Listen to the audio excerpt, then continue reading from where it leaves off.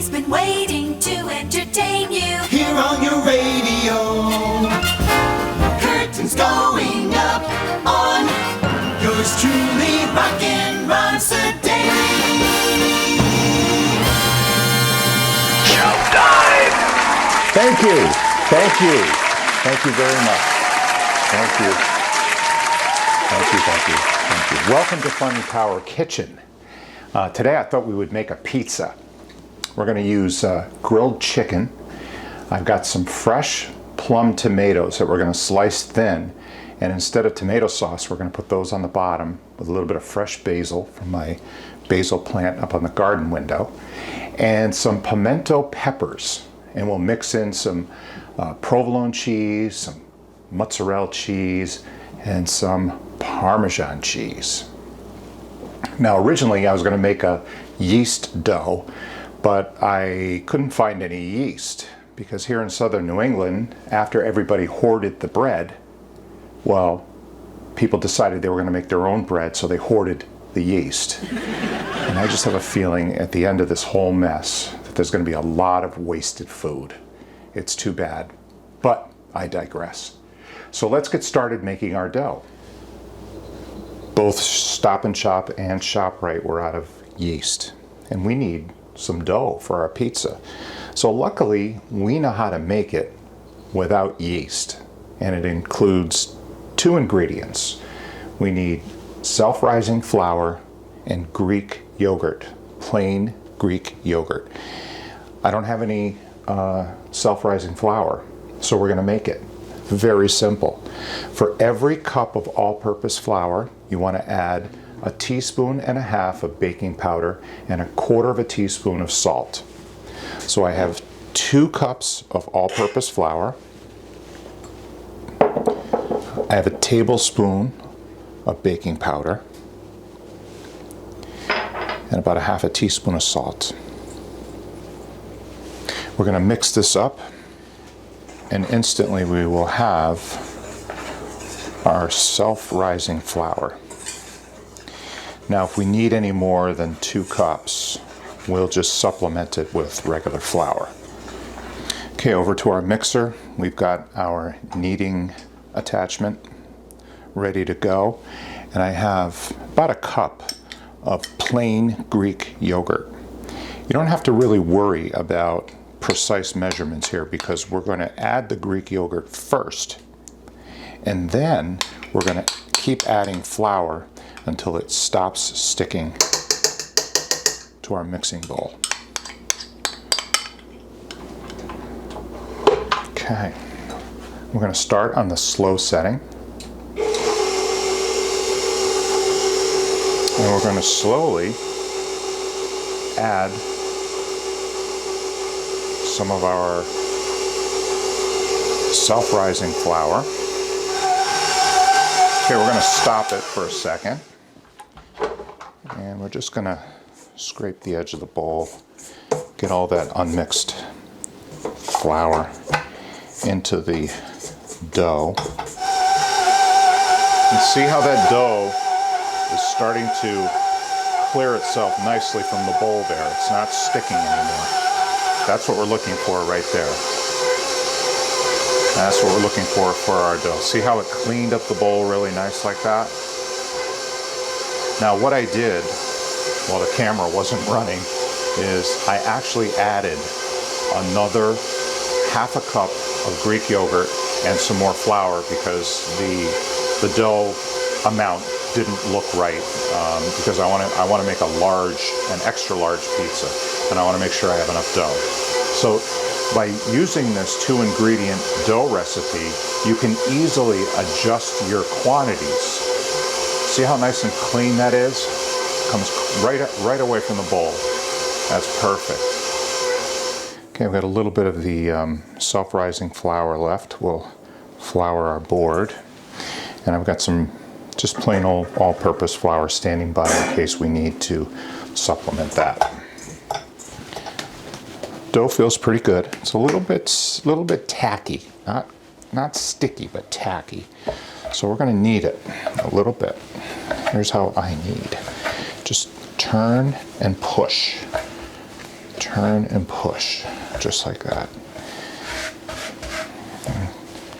We want to add as little flour to the board as possible because we want to keep this from drying out. All right, we'll form it into a ball, like so. We're going to put it in our bowl, like that. And then just take a piece of plastic wrap. I kind of like to push the plastic wrap down into the bowl. So instead of making a tomato sauce for our pizza, I thought we would use some nice, fresh plum tomatoes. I'd like to take just a small knife, cut them in half, like that, and I like to just get some of those seeds out of there. You're not going to get all of them. Just like that. You could actually use a little squeezing action. You don't want to squeeze them too hard because you don't want to squeeze all the juice out of there. You just want to get the seeds. All right. Got a lot of seeds out of there. Okay, next thing we're going to do is we're going to slice up our plum tomatoes nice and thin. Like that. Okay, our plum tomatoes are all sliced up and ready to go.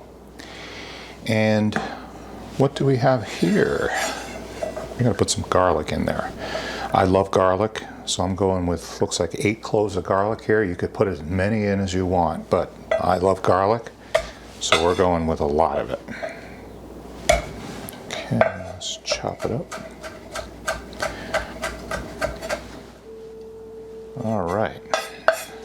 So we're going to take this garlic, we're going to scoop it up, put it right in our plum tomatoes.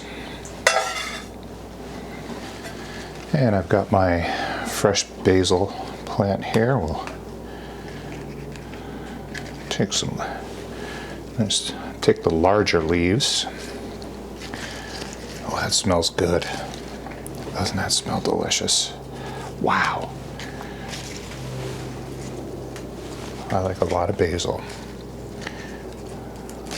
There we go. I'm gonna rinse this off. Okay, an easy way to chop up your fresh basil is just roll it up, like so. And just chop away.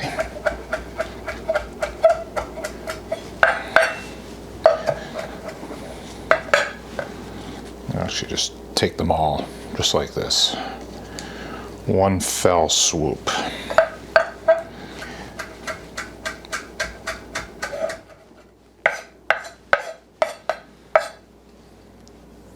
That basil smells delicious. Put that in our plum tomato garlic mixture.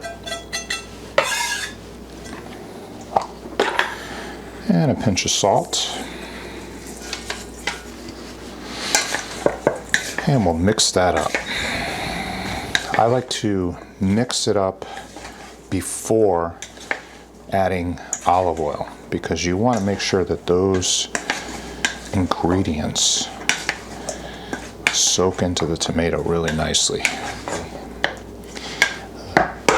Then drizzle a little bit of olive oil in there. And there we have it.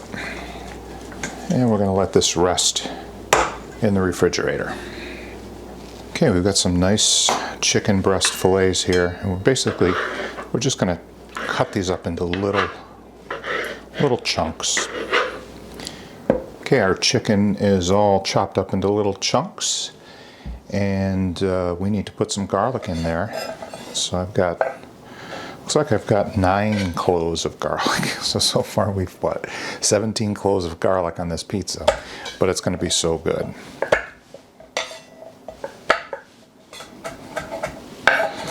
And you want a nice fine chop on this garlic. And we're going to call that good. Boom, right in the, we need some salt. And we need a little bit of pepper too. Now before we add olive oil to this, we want to mix it up so that the garlic, the salt, and the pepper get into the chicken. Mix that up nicely, like so. And things are going to start moving fast, so we need to preheat our oven to 500 degrees. I'm going to throw a cast iron skillet out on the Weber because we're going to grill this chicken out on the Weber to minimize the mess on the stove. Okay, the chicken's been sitting for about 15 minutes. We can put the olive oil in now. Nice generous helping. Mix that up. Now as soon as the grill is up to temperature with that cast iron skillet, we'll head outside and we'll sear this chicken up nicely. Get it nice and golden brown. All right, our grill's up to temperature. Our cast iron skillet is nice and hot, hot, hot. And watch this. Right in with our chicken.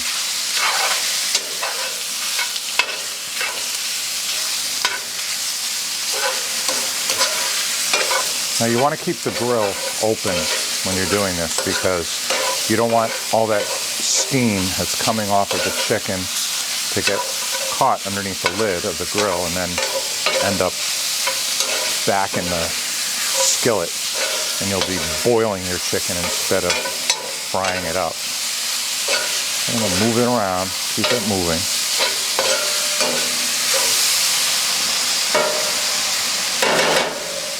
All right, safe to close the lid for a couple minutes. Okay, back from the kitchen with a clean utensil and a clean bowl. See how when I close the lid, I've got a little bit of moisture on there. It's okay. That'll be just fine. All right. We'll close this for another minute or so. I'll go back in and clean my utensil and then we'll come out and scoop it up. Okay, our chicken's all cooked up and looking really nice. So we're going to put that aside because we have to roll out our dough now. All right, we'll flour up our board here.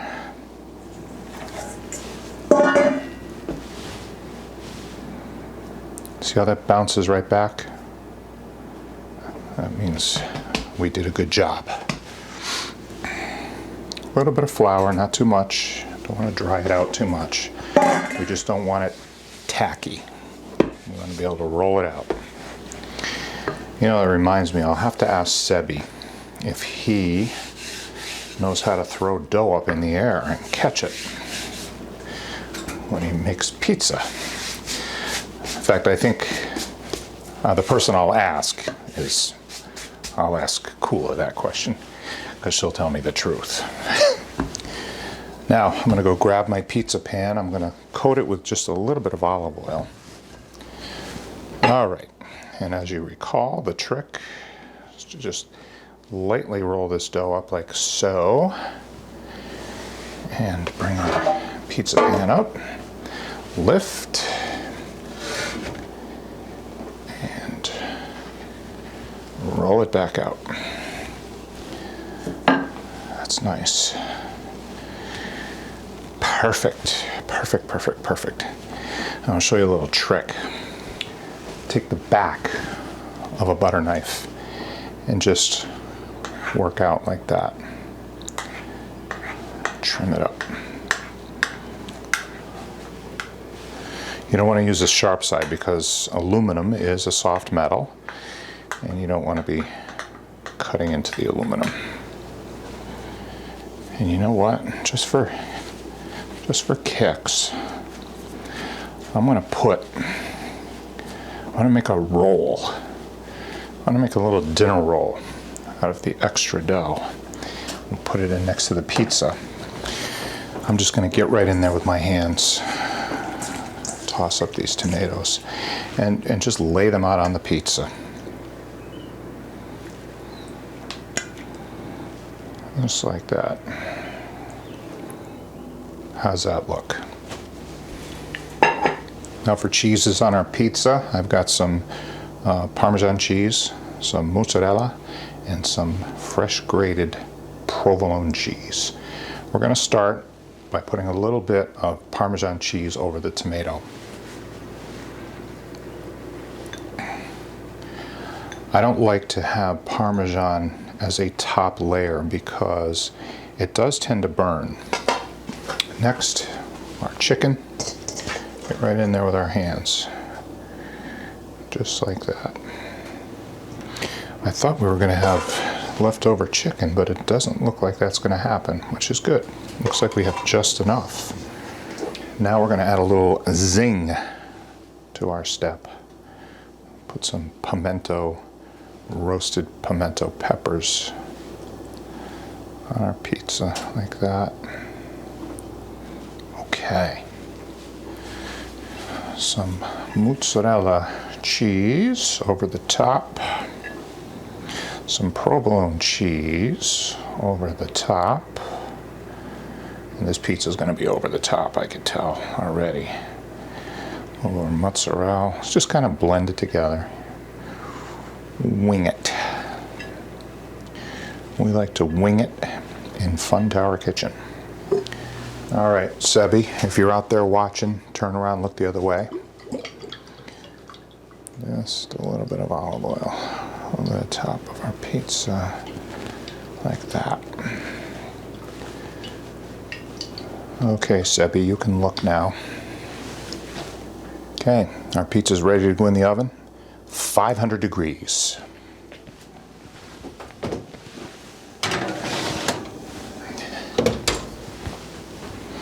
I almost forgot about our dinner roll. Put that in there too.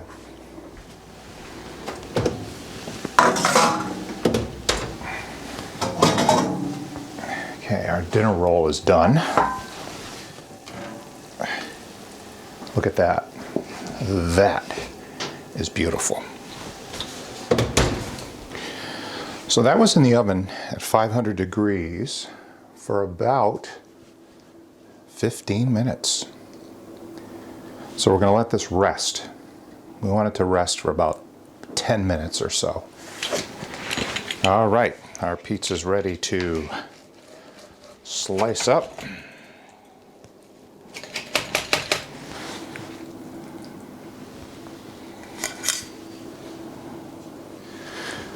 So I had some dough left over, so I made this dinner roll.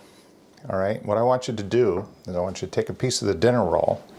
This is our tomatoes with fresh basil and garlic that we put over the pizza, but I saved what was left to take our dinner roll and just dip it in that, and then take a little bit of this Parmesan cheese right over the top.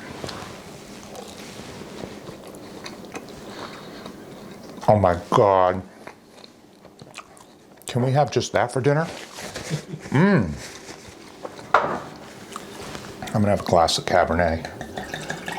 You have a meeting, a high-level meeting, so you can't show up drunk. No. Try your pizza. This is grilled chicken with pimento peppers, and instead of sauce, we're using plum tomatoes with fresh basil right off of the garden window and garlic.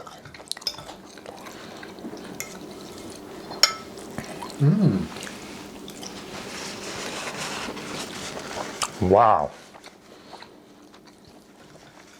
Cooked in the convection oven at 500 degrees for only 15 minutes. 15 minutes. And I remember when I first bought the new stove, I was telling Sebi about it, and I said, Sebi, it even has a convection oven. You know what he said? What? Yeah, it's an oven with a fan in it.